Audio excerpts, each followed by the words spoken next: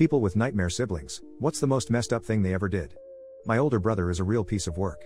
When I was 6, he made me watch It, which my father had recorded. He also made me watch multiple horror movies that we had rented from the video store. This has since developed into a severe fear of, and often unpredictable reaction to, zombies and clowns.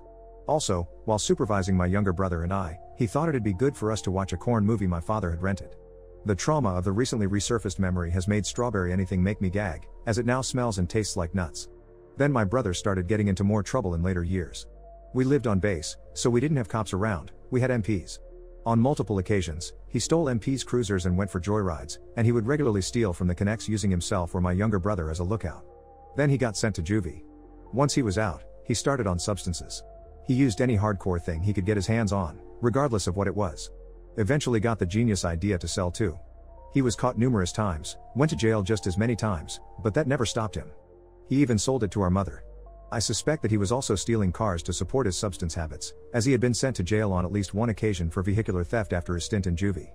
He eventually got his life together, almost completed his automotive mechanics and electrician's tickets, but he kept stealing from the mechanic shops he worked at, and couldn't get hired anywhere to complete that ticket. Then he got into accidents with cars on multiple occasions, which screwed up his back to the point he was about 4 inches shorter from one shoulder to the other.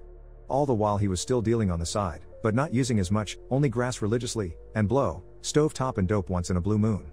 One day after I had been out all morning job hunting after graduating high school, he came over and started harassing me for not doing more to financially help our mother, shoving me as I'm cooking, yelling at me for not doing more, saying I should go pick bottles, or go do day labor like he does.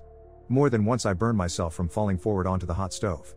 Because I'm not responding to him, he then takes a swing at me from the side, and I react by trying to put anything I can between me and him, in this case, a pot of hot soup. That just makes him more angry, and I wind up on the floor, my whole body bruised, and I'm sure I was concussed from the pummeling. I got in trouble for making a mess and hurting my older brother, and had to clean it up. When my mother, stepfather and I went in together, it was great. Until my mother and stepfather broke up, and my mother moved 2 hours away to a small town. Then my older brother's years of substance use caught up to him and he had a heart attack at 30. My stepfather had been planning on leaving for a while, and took this opportunity to do so, clearing out the bank account 3 days before the mortgage payment was scheduled, and the mortgage brokers gave my mother and I our only warning, that if it happened again, then they'd start foreclosure on the house. To help keep us from losing the house, my older brother, his girlfriend who was 2 years older than our mother, and her son moved in. I'd had enough of the city at this point, and decided to move in with my mother. 2 months after me moving out, 4 months after they moved in, and 6 months after his heart attack, he and his wife decided to party on a long weekend when the mortgage was supposed to come out instead of putting the money in the bank like he was supposed to. After that, my mother and I scrambled trying to find a realtor to sell our house before it was foreclosed on. After that I tried to keep him out of my life. Then he got back into my life through our younger brother.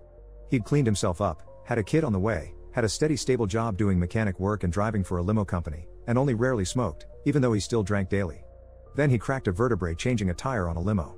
He was put on pain meds, fell off the wagon, started blaming all his problems on everyone else, especially me because I lived 4 blocks from him, and couldn't find the time to help him.